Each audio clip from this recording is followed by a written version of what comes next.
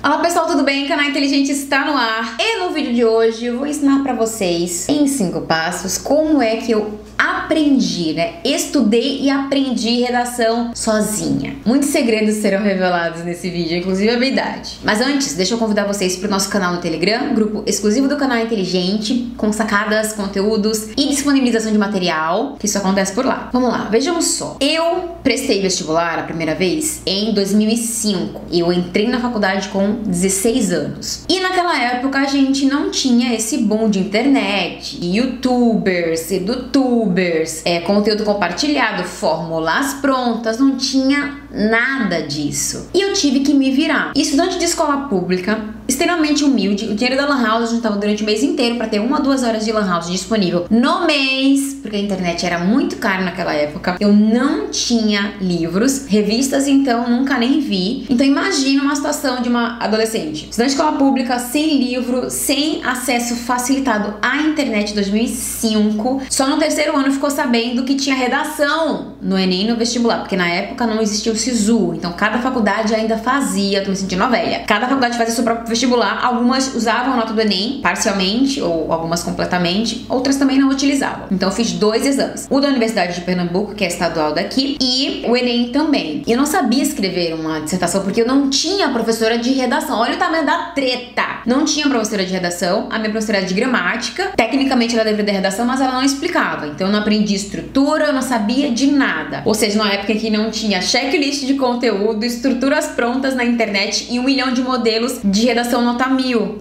divulgados pelos portais de notícia. Não era desse jeito. Eu tinha total dificuldade e comecei a perceber que eu tinha que me virar sozinha mesmo, porque como eu era de uma família muito humilde, ainda sou, eu não tinha condições de pagar uma faculdade particular, então tinha que ser pública. Não adiantava, Inclusive, a escola que eu estudava era ligada à Universidade de Pernambuco, que era a escola de aplicação. Se tiver algum pernambucano assistindo, sabe do que eu tô falando. Mas mesmo assim, não significava que era uma escola facilitada. Não tinha livro, não tinha professor de física. Olha, eu decorei 2 fórmulas de física e rezei, porque não sei, tinha que ter nota mínima, Passamos por causa da redação, porque eu tirei 10. E aí eu trouxe esses 5 passos pra vocês, pra mostrar como é que foi esse meu processo evolutivo. É claro que eu reconheço que ter um acompanhamento profissional é incrível, Ter um corretor te ajudando, ter um grupo que se ajuda, faz toda a diferença. Mas vamos lá. Passo número 1. Eu e os meus colegas, a gente se juntou pra começar a trocar informações sobre redação. Eu sabia que a estrutura me ajudaria no processo de criação, porque eu gostava de escrever cartas. Cartas não é redação. Carta não é texto estativo argumentativo. Então eu tinha que começar entendendo a estrutura. Aí quando eu ia pros livros, o que tinha lá? Na introdução, você apresenta. No desenvolvimento, você desenvolve as ideias. E na conclusão, você conclui as ideias. Vai te catar, velho.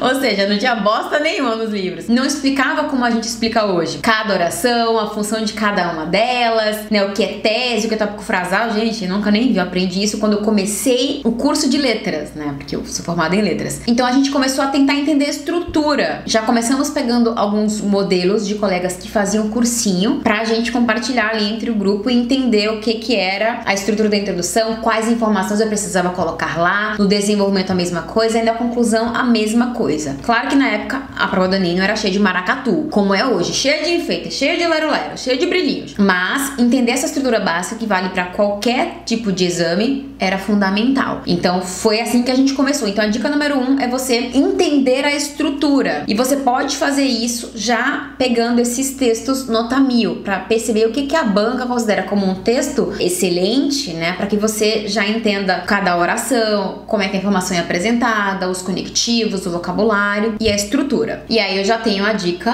número 2. Então a gente começa com entender essa estrutura textual e pegar os textos nota 1000 como referência do que a banca considera um texto excelente. Na minha época foram os livros e a gente estudando a estrutura do texto, baseado nos textos que os meus amigos que faziam cursinho utilizavam, eles traziam pra gente. A gente não tinha essa referência de nota 1000, A gente tinha a referência do texto que os meus colegas que faziam cursinho específico de redação traziam. Dica número 3, eu comecei a pesquisar, isso é internet me ajudou a ver os temas que eram abordados nesses exames. E eu sabia que era muito atualidades. Nessa época, os exames pegavam bastante conteúdo de atualidade. Então, a gente começou a ler mais notícias. Eu gostava muito de ler. Eu, na época do vestibular, eu tinha depressão, problemas com ansiedade, altos problemas, né? Porque eu era excluída, eu sofria bullying na escola, N coisas. E aí eu me fechei muito no mundinho de estudar. No geral, eu gostava muito de literatura e eu estudava bastante e escrevia bastante, né? Então isso me ajudou certamente, a partir do vocabulário, a escrever cartas me ajudou muito nesse processo de expressão das ideias, porque eu já escrevia, só precisava adaptar, né, ao estilo do texto, ao modelo do texto. Então, conhecer os eixos temáticos é a dica número 3. A partir deles, vocês conseguem ter uma ideia de quais temáticas são abordadas. Assistir aos vídeos com sugestões de tema, vou deixar o deste ano, o primeiro deste ano já aqui abaixo, temas diferentes e bem alinhados com a nova ideia do MEC. A dica número 4 é algo que eu já falei, uma meta de escrita semanal. É muito importante que você já tenha uma meta de escrita por semana. Começa com um texto. Tem seguidor que trabalha, estuda. Um por mês, tudo bem, é o que tá dentro do que você pode. Mas se consegue manter esse ritmo de um por semana para depois passar para 2 por semana, melhor ainda. Porque você, quanto mais pratica, mais você melhora. Claro, trabalhando as suas dificuldades e você tem uma probabilidade muito maior de evoluir também. Então, ter essa meta de escrita semanal e cumprir vai te ajudar a praticar, tá? E aí eu aconselho a reescrever o texto, a trocar o texto com um coleguinha, para um corrigir o do outro, para ajudar nesse processo, ou procurar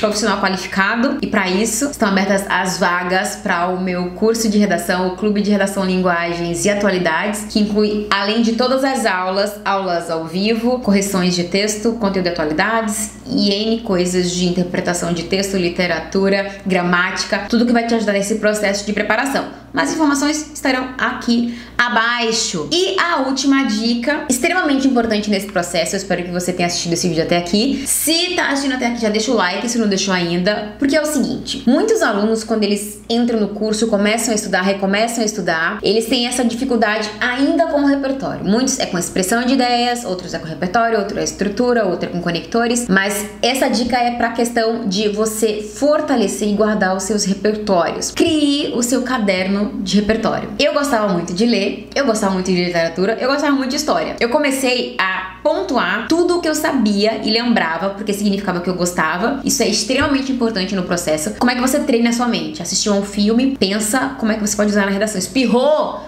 Pensa. A série também. Gosta muito de uma série? Como é que ela pode ser utilizada na redação? Isso é importante. Todo esse conteúdo é a tua bagagem sociocultural. Então, crie um caderninho. Quem já tem esse caderninho diz, professora, eu já tenho, agora eu vou organizar melhor. Mas, além disso, além de guardar as informações, é importante que você trabalhe o processo de contextualização. Ou seja, beleza, eu tenho essa série, eu tenho esse filme, mas como é que eu vou colocar ele no texto? E escreve isso. Não espere que venha por osmose, psicografado no dia da prova. Coloca a referência, a notícia, o dado, a alusão histórica ou a citação. Além disso, acrescenta como você colocaria no texto. Eu vou dar um exemplo, certo? Na época foi o que eu fiz. Eu não tinha muita base de pesquisa, então, como eu falei, não tinha tanta acesso à internet, não era tão fácil e não tinha tanta informação disponível do tipo, olha, você pode usar essa citação na redação, como vocês têm hoje. A minha ideia na época foi relembrar o que eu sabia e fica como ideia para quem vai começar esse caderno de repertório. Começa a lembrar quais são as alusões históricas que eu lembro, né? Os momentos históricos marcantes pra mim. Citação, quais são as citações que eu já estudei, já aprendi e gosto de usar. Vai colocando isso no teu caderninho, separando por tipos ou por assuntos, né, que você pode utilizar na abordagem, que vai te ajudar horrores, além de que você vai memorizar. Vamos pro exemplo agora. Vejam só,